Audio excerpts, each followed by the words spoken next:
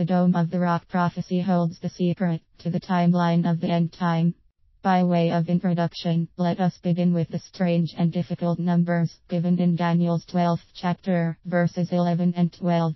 The two numbers are 1290 and 1335. Why did Daniel mention these mysterious numbers at the very end of his prophecy, and what significance do they have for us today?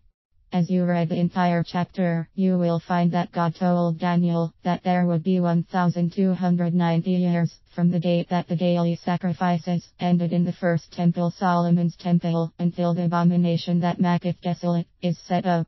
Daniel knew exactly when the daily sacrifices ended. It was a most traumatic and tragic day in the life of all Jewish people of that day. Since the temple was built, daily sacrifices were always offered until that horrible day. Adding 1290 years from that horrific date, you will be shocked to discover that you arrive at the exact year that the Dome of the Rock Muslim Mosque was begun. I like to refer to that hour point in human history as S.A.D., the setting up of the abomination of desolation, using Daniel's terminology. What a sad day it was indeed. And that one edifice is still a great source of contention and grief today.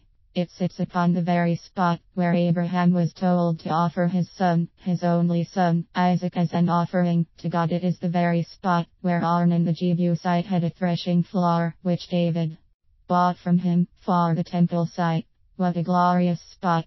But to return to our timeline discussion, if you now would, please be so kind as to add the next number in Daniel's final verses, 1335, to that fateful year 688, you will arrive at the year 2023.